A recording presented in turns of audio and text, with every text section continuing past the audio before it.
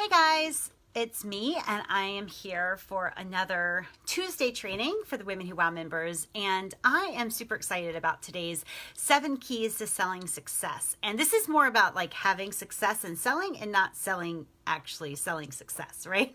Because I guess I do kind of sell success. But I wanted to talk with you guys about this and how we can just firm up our own selling habits or process or whatever it is, right? So that we can make sure that we are creating some success for ourselves. The truth is, a lot of companies will focus on like customer satisfaction or bettering like whatever it is that they sell, but they don't put enough focus on getting the customer in the first place, right? They don't get enough, they don't put enough focus on how we can,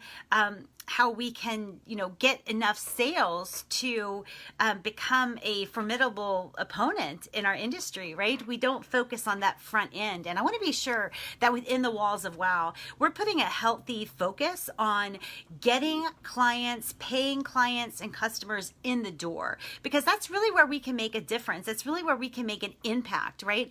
In order to have a bunch of satisfied clients or customers or members or whatever it is that you have, patience, in order to do that, you've got to have a good deal of yeses coming in the door, right? To give you the opportunity to satisfy or even astonish them, right? And so I want to put some really concerted focus today on just the keys to selling successfully. Whatever it is you sell, however long it's been that you've sold it. Some of this might be a reminder. Others might be like oh my gosh, right? I've totally left this out or haven't considered it, etc. And so if you have any questions regarding selling, definitely put them in the comments below, whether you're watching the replay or whether you are watching, live with me here. And these also, I was kind of excited. I showed this in the Coaching from the Couch today, and we do have a Women Entrepreneur Success Show talking all about judgment and criticism and a survival plan for that. I think as women, we need that. Maybe more so than men. But so we will do that after this. But I was excited because I found this little notebook, and it has like all of my little notes from some of my first higher dollar intensives back from, I don't know, 2006, maybe 2007. And of course, it's still relevant because truths don't really change, right? So if it's true, if it's a principle, then it's true and it's a principle today and it's always going to be true. It's always going to work. It's always going to be a principle, kind of like gravity. All right, guys. So the first key to selling success, again, any comments or questions in the comments below. The first key is, I think, most often the most ignored. And I realized when I was going through my notes, this is the one that I kind of spent the least amount of time on. And maybe it's because I didn't have a full of an understanding as I have now. But this key is become indispensable and relevant to your target market. Become indispensable and relevant to your target market, right? There's, now when I wrote this originally, this book had not come out, but there's a book that came out that I think is called Hooked or something like that. And it talks about how like video games, Facebook, what they do to kind of hook us in to where they become an indispensable part of our day, how we become quite frankly like addicted to whatever it is that they're offering us. And so I ask you guys for the first key, how indispensable are you making yourself to your target market? How relevant are you, right? In other words, if you're going to become indispensable, you've got to show up regularly and you've got to show up bearing value, right? Like not bearing gifts necessarily, but you got to show up bearing some value. So if you're going to become indispensable and relevant, you've got to be a constant presence to your target market and a presence that they depend on for a certain value. We sometimes will gloss over this, frankly, because the options are endless. And like anything, when the options are endless, if the options are on like a indefinite continuum, it's very hard for us to nail something down, right? But the truth is you need to nail down how you're going to become indispensable and relevant, not to your paying clients, right? We want to figure out how you're going to become indispensable and a relevant voice to your target market. So what is it that you are going to be giving them? How are you going to show up? Who are you going to be to them? And so for me, I talked about my purpose, right? The core purpose of Women Who Wow in an earlier post this past week as part of our Practice, Purpose, and Profit program. But my purpose really is to fully empower women and have women living fully expressed, right? And so entrepreneurship, frankly, is one of the best tools I know for that, and I happen to love it, right? And so that's like my purpose. But how I show up as indispensable and relevant is I show up in one of three ways. I'm either showing up to encourage you, empower you, or equip you. And so that's really like how I'm becoming indispensable. But I do that also by showing up regularly, where people are like, hey, did you post a blog today? Or where was your video? Or what have you, right? You want people looking for you because you add so much value. So that's the first key to sales success. If you miss that one, if you skip over it, what's going to happen is you are going to have a uphill in the snow both ways kind of experience getting clients, because you're always going to start the sales conversation way early in the sales funnel before you've become relevant to them, before you have become indispensable to them, right? This is absolutely critical to your success. And so if you skip it, you just make life a lot harder for yourself. So please don't, right? So that's the first key, become indispensable and relevant to your target market. The second key is to know what they really want, right? What they really, really want. Not maybe what they say they want. A lot of times I read sales pages, and the truth is they're not really getting at the heart of what people want. I know Women Who Wow members desire freedom, that they want time and money freedom, but they also want freedom from the stepfopreneur game. They want freedom to be who they are. They want freedom to maybe even be paid for who they are. They want freedom to speak their truth. They want freedom from what they found was an oppressive entrepreneurial system that had them like dotting I's and crossing T's and like being in this miserable existence of their own creation, right? And so you've got to know what your people really want. I've worked with chiropractors. What they really want is, their clients, really want is like an escape from pain or a regular health regimen, something to that effect. They don't necessarily want chiropractic adjustments, right? Those are a means to an end. I've worked with veterinarians who, the truth is, if they're holistic veterinarians, their clients just want an additional health option, or they want their pet's health regimen to line up with their own. I've worked with physicians and surgeons and coaches and, all the people who are members of Women Who Wow, and they all kind of start with like a surface, here's what they want. The truth is there's something deeper that they really want.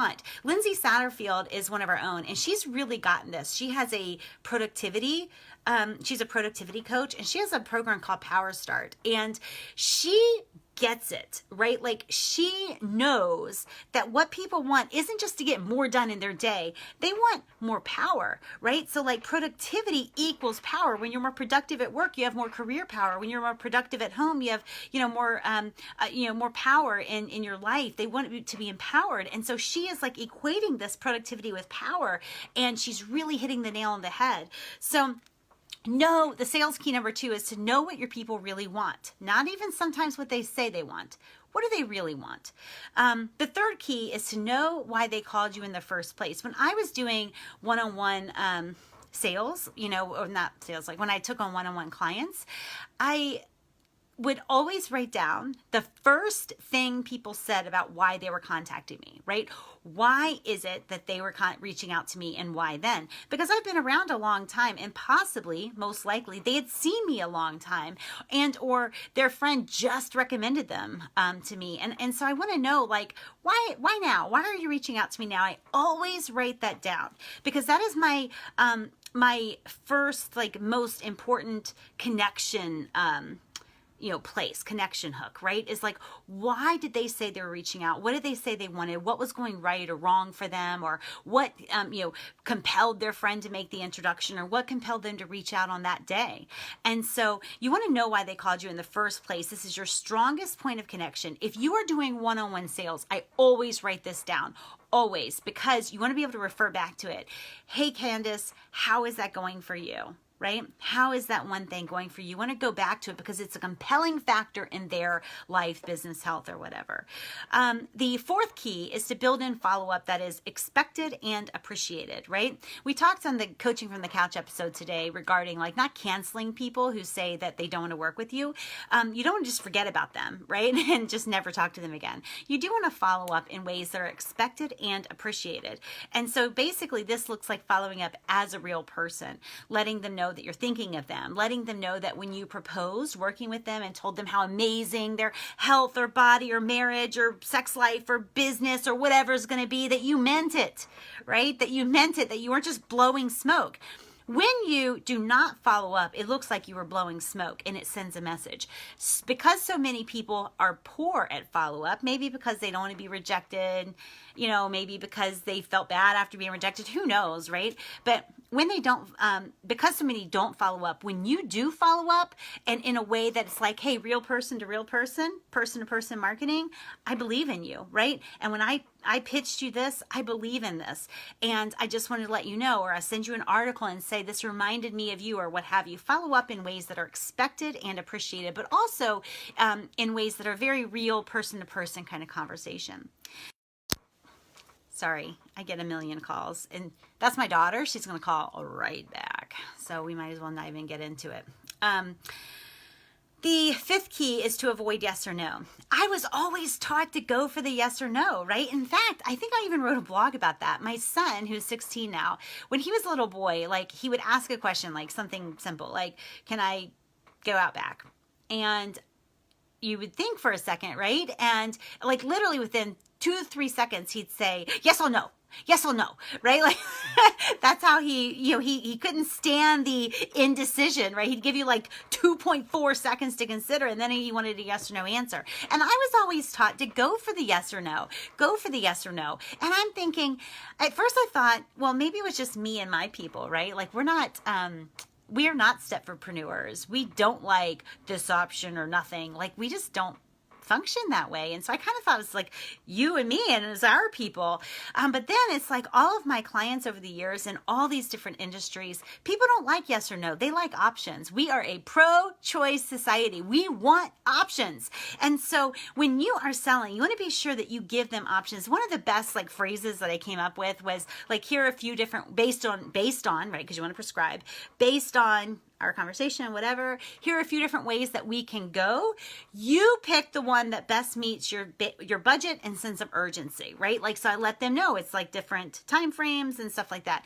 And so avoid the yes or no, give them the options. Here are the ways that we can go, or here are some ways that we can move forward. In fact, I always have the subject line moving forward when I'm proposing to someone. So avoid the yes or no and give options. The sixth key is to measure what matters. Everything that you measure grows and increases, right? That is part of just who we are as a part of the human race, right? So if you are trying to lose weight, you want to measure something. Some people, I vote for the scale, right? But some people are like, weary of the scale, they want to measure against jeans or like whatever else. But you do want to measure something. When you're trying to save money, when you're trying to make money, like you got to measure dollars. You got to measure what's coming in. And so when you want to increase your sales, you've got to be willing to step on the sales scale, right? You got to be willing to step on it and say, I achieved X number of dollars this month. The Birthing an Empire program, those that chose to continue, we're calling it Raising an Empire. And one of the things that we just implemented was a weekly weigh-in kind of process. And when I first did this, I was like super intimidated to do it. And we were required by our coach to put like the dollar sign. The first thing that we reported every week was how much money came in. And I kind of like squirmed a little bit, right? And I was like, well, what if it was like not all my money comes in like every week? And whatever, I made excuses. And he's like, well, there's only 52 weeks a year if you're working all of them, right? And if you take off, like he knows I do, it's like, well, now you're down to like 49 weeks. And so how many of those can you afford to be goose eggs? And it's like, holy crap, right? You got to measure what matters. You've got to measure the money coming into your business because it matters, right? And the way I used to measure it was, frankly, did I have enough to pay my bills? And often it wasn't enough, right? I'm going to talk about that. Judgment used to come my way in the form of like bills that mocked my very existence. But, you want to measure what matters, because when you measure something, it does grow, it does increase. It's just a law of humanity. And so if you're trying to increase your sales, and I hope that you are, you want to measure that. You don't have to report it. You don't have to tell anybody about it, but you do want to write it down, stare it in the eye. If you made $0 this week, look it in the face, right? And then it's like, well, I made a commitment to make X number of, dollars this year. And that was based on a 50-week year. And now it's got to be based on a 48-week year, because I've had 2 goose eggs, right? You got to be real about this kind of stuff. You got to measure what matters. The 7th key, before we get to our bonus, the 7th key is to become congruent, right? Congruency matters so much. The first key, remember, was become indispensable and relevant to your target market. This goes along with that. You want to become very congruent in the mind of your market. That means that you are doing what you're saying that you're doing, that you're being who you say you are, that you're being congruent. What they see you do to build your empire is actually what you're teaching them to do. What they see you do in your own marriage, in your own health, in your own family, with your own finances, like whatever it is what they see you do. You want to become congruent. You do not want to be an irony in the mind of a market, of your market, right? Because ironies are misunderstood and distrusted, as they should be. So you want to become very, very congruent. That helps with sales, because people can depend on you and they can trust you. They can trust when you're, saying that you believe in them. And because you're congruent, because that means you're following up with them, and that means you're becoming even more valuable to them. And all of this builds on itself. So this isn't necessarily a step-by-step. These are 7 keys to sales success. And I want to go over a bonus key. But the first one, just to kind of review, because I really want you to let this seep in. It's like, does my approach to sales incorporate all of these principles, right? Does my approach to sales incorporate all of these principles? One is to become indispensable and relevant to your market. One, are you showing up enough to be relevant and indispensable? Right? Are you showing up enough? Or are you sitting back in your office waiting to be found, right? Are you showing up enough to be indispensable? Do you really know what they want? Are you listening to them? Are you listening to the desire behind the desire? Also, the 3rd key, do you know why they called you in the first place? Strongest point of connection. If you're doing one-on-one work, sales, surgery, cosmetics, dentistry, like whatever, you need to mark that down. That is the strongest point of connection for follow-up. The 4th key is to follow up, to build follow-up in a way that is expected and appreciated. That means it has to be real, has to be person to person. The next key is to avoid yes or no. Always give options. We like options, and it lets us feel like we're in control. It takes away the angst of feeling like we're making a decision that may or may not serve us. It allows us to look at the options and, like a menu, pick something out. The next key is to measure what matters. If you're in business, your money matters. Sales matter. Even if you're funded by some outside source, right? It still matters, because you either have a business, meaning you got paying customers, clients, or patients, or you do not, and it's a hobby, and you need to just declare it as such.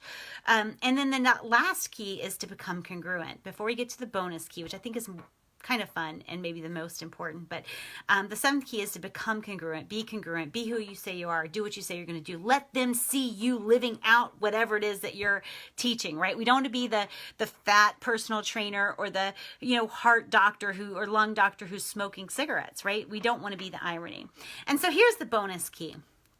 You want to tell them why XYZ did not work for them in their business.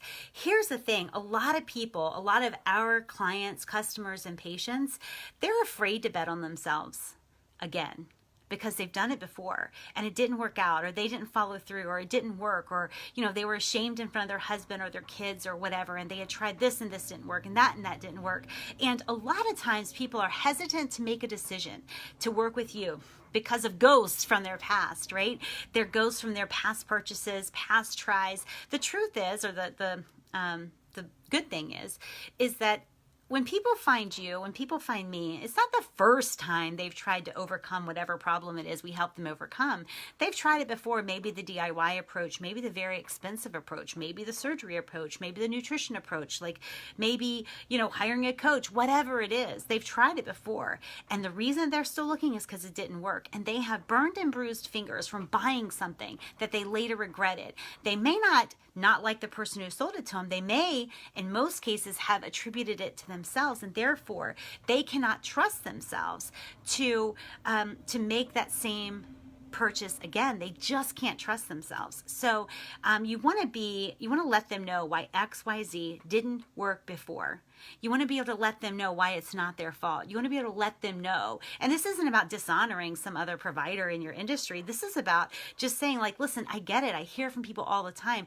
There is something missing. Let's discuss why these things didn't work for you before, because they need to hear that it's not their fault so that they have the courage to try again and to do whatever it is that you help people do. So I hope this helps you guys. I am super excited to be in 2019 with you guys, and I am loving everything that's coming our way. And I hope to hear from you guys with any questions. Your print newsletter will be going out, I believe, on Thursday. Yes, it's Thursday this week. It's a little bit late, but it is amazing. And I think you're going to find that it is absolutely a conference in an envelope. If you have not confirmed your print mail address with me, please do. You can send it to Randy at womenwhowow.com. I want to be sure that we have your correct address so that we can mail out your print newsletter. And I just appreciate you guys. We will be live again in just a moment on the Women Entrepreneur Success Show, talking about judgment and criticism and how to deal with it. So appreciate you guys. Bye.